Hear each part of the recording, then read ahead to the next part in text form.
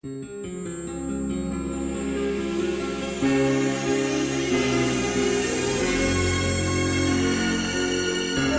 à l'Opéra Grand Avignon pour vous présenter l'un des plus célèbres opéras de Verdi, Macbeth, et c'est en compagnie de Lady Macbeth, plus exactement Alex Pinda. Bonjour. Bonjour, bonjour. Merci d'être là pour cette rencontre. C'est un plaisir. Merci à vous. Vous êtes donc ici à l'Opéra du Grand Avignon en pleine répétition pour l'un des opéras assez emblématiques de l'histoire opératique, notamment plus particulièrement sur Verdi, Macbeth. Qu'est-ce que ça évoque pour vous Vous savez, Macbeth, c'est l'opéra que Verdi aimait plus de ses opéras. Quand il était demandé au fin de sa carrière, de sa vie, c'était quel opéra préféré qu'il a écrit, il a dit pas Othello ou Falstaff ou une des opéras qui sont chefs-d'œuvre de la fin de sa maturité, mais non, il a dit Macbeth, qui est une opéra beaucoup plus jeune, il a écrit beaucoup plus jeune, mais c'est tellement concentré, pas seulement pour la tragédie incroyable de Shakespeare, mais aussi pour la concentration du musique forte et sincère. Et ici, vous savez, dans ce musique, on peut déjà comprendre ses prochains opéras, comment ils sont arrivés. On écoute, on voit Traviata, Rigoletto. Il y a beaucoup d'opéras qui sont venus après. Et il y a des moments quand tu vois, là, tout est là, dans le génie dans son pureté, concentration absolue ici, dans Macbeth, je crois. Et pour moi, ce rôle, c'est vraiment une des rôles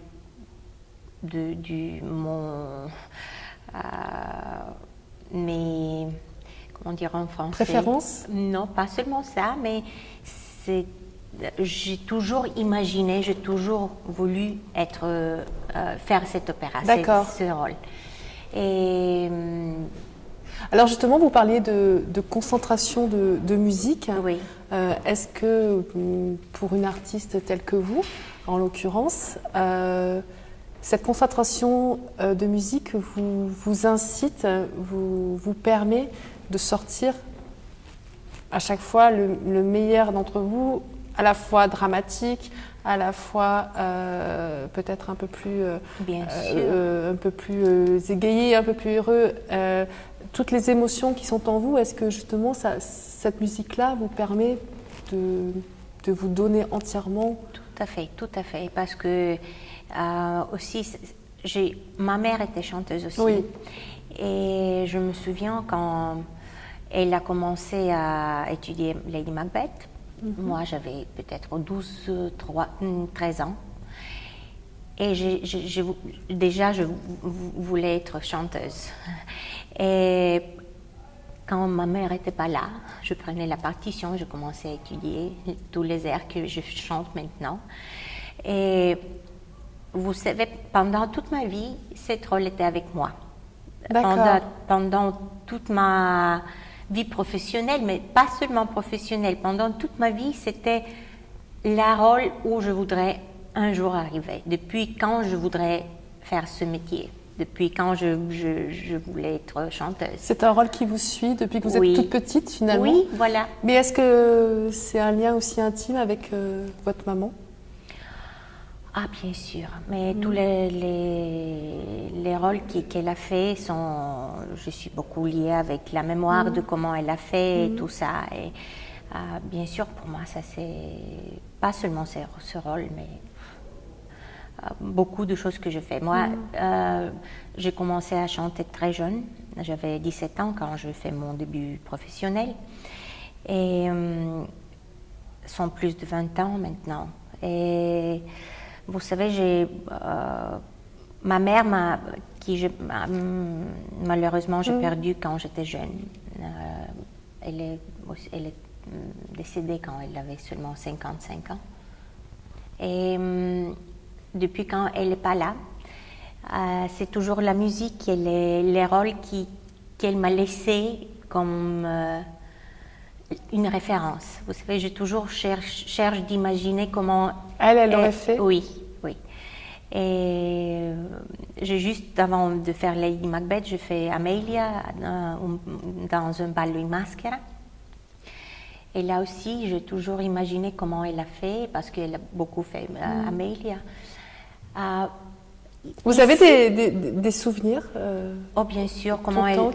qui vous permettent de réapprendre l'interprétation du rôle? Oui, tout à fait, bien sûr. Mais avec Lady Macbeth, ça c'est peut-être... elle était aussi soprano, mais le couleur du voix est un peu différent. Alors, Lady Macbeth, peut-être c'est un peu plus mienne que sienne, parce qu'elle avait la voix plus jolie que la mienne. La voix était plus, comment dire, plus morbida, plus, je ne sais pas en français comment dire, rotonde, plus douce. Voilà.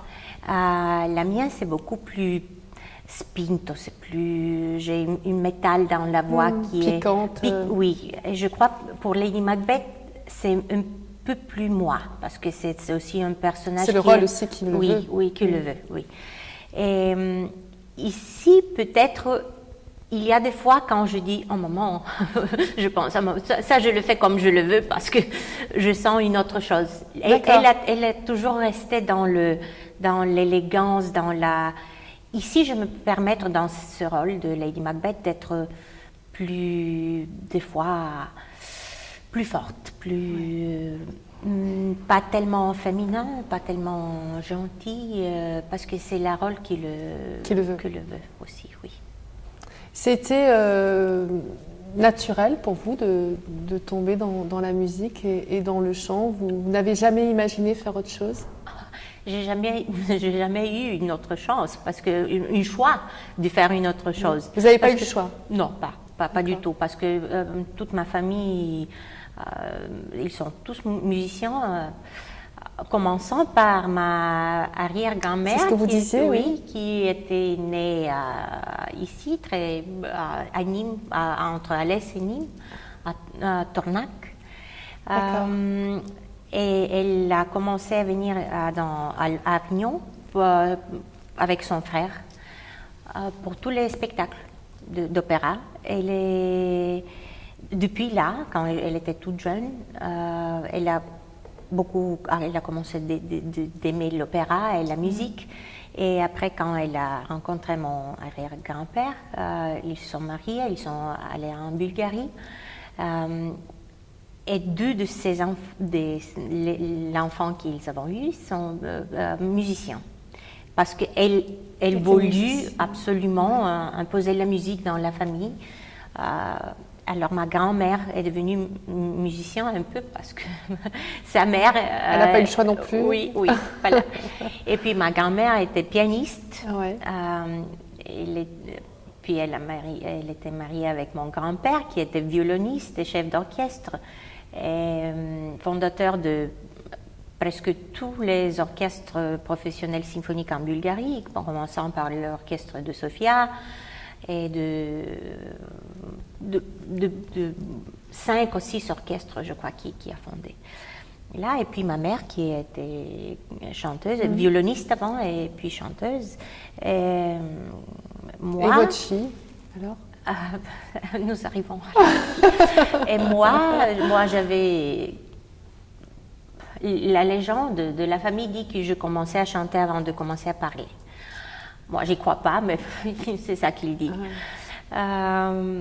Et je chante depuis toujours. Depuis toujours. J'étais toujours à l'opéra avec ma mère, sur la scène.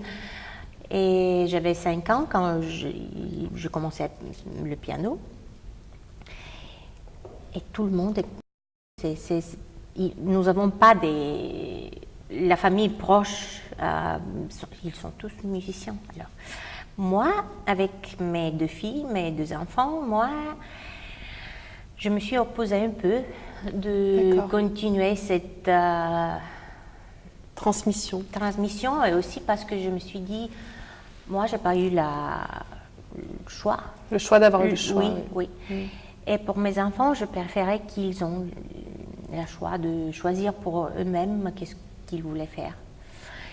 Et moi, je suis un peu plus révolutionnaire dans mes choix. Aussi pour le français, vous savez, je viens d'une famille française à la fin. Mais je me suis toujours opposée à la langue française. Maintenant, je pense quand j'étais petite, quand j'étais jeune, comment stupide, ça c'était vraiment une erreur. Mais quand j'étais jeune, je pensais, français c'était la langue de adulte, quoi. Et tout le monde était francophone, tout parlait français entre eux. Et moi, j'ai dit non, moi je veux avoir d'autres choix, je veux faire l'anglais. Voilà, j'étais la première personne qui parlait anglais à la maison, mais moi j'étais la première qui a commencé à parler anglais. Comme ça, j'étais la seule du pas parler français.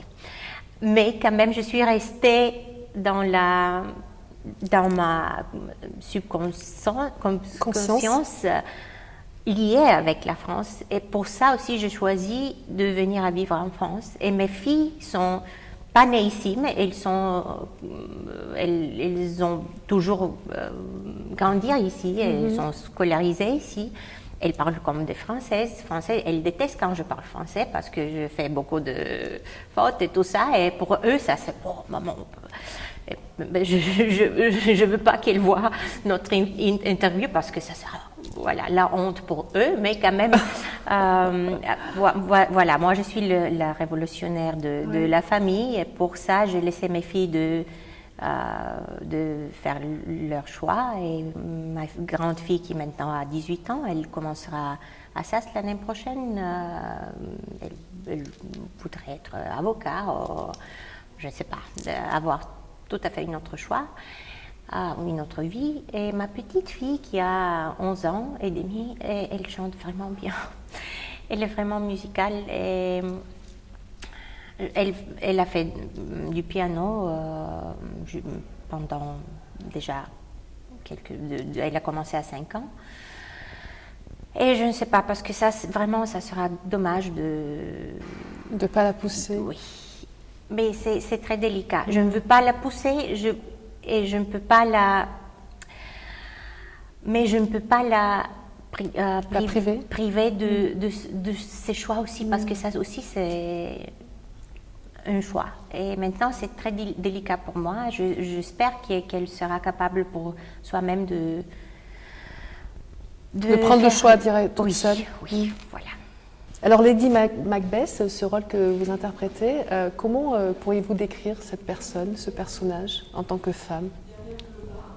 C'est un peu différent dans l'opéra et dans la tragédie du Shakespeare, parce que Verdi lui a donné un côté plus humain, plus féminin, plus sensuel. Elle a un pouvoir énorme sous Macbeth. Et elle n'est pas seulement courageuse, mais elle est aussi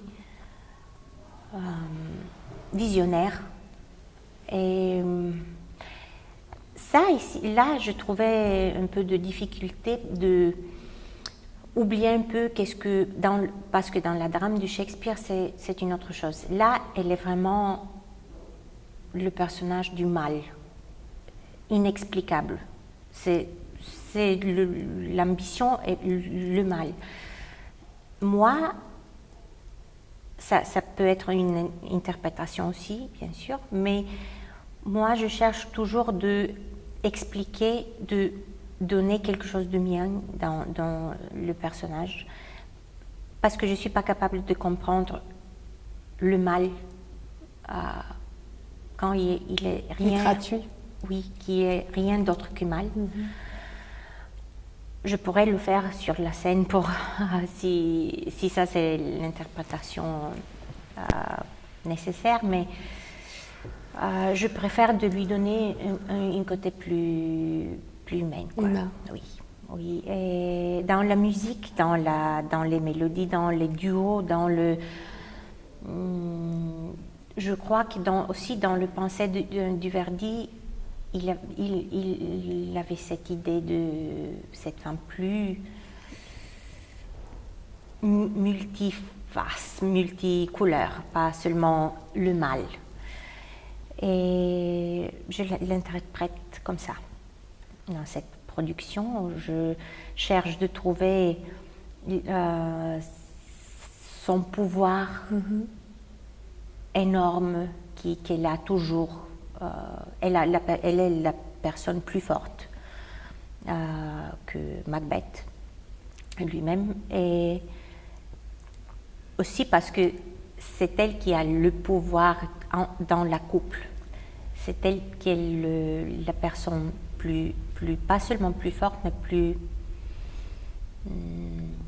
je crois que peut-être que lui l'aime plus que elle, lui.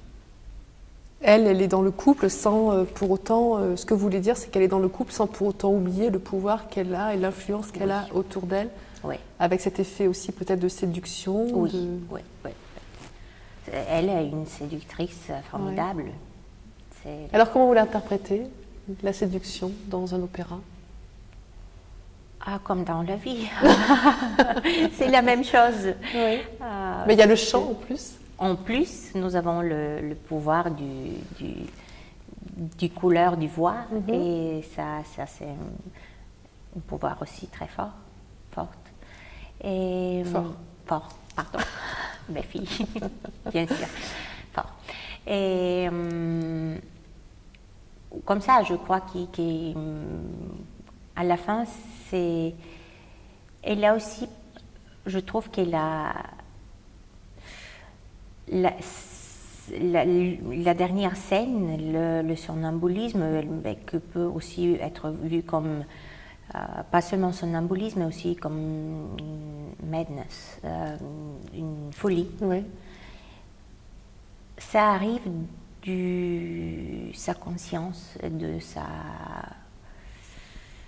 pas être capable d'avoir seulement du mal dans son cœur. Et j'espère de lui donner ce côté-là aussi, de vivre dans le regret et dans la culpabilité. La culpabilité, voilà. Merci. C'est ça le mot que je cherchais. Alors quand on est une maman et quand on est une artiste qui fait le tour des scènes, dans le tour presque du monde, comment vous gérez cela? Ça c'est vraiment difficile. C'est la part plus difficile de ma vie et de notre vie, de tous les artistes. Et peut-être ça c'est une des raisons pour laquelle ma grande fille a décidé de faire tout notre chemin. Oui. Mais à la fin, vous savez, la chose plus importante dans ma vie, c'est ma famille. C'est les enfants.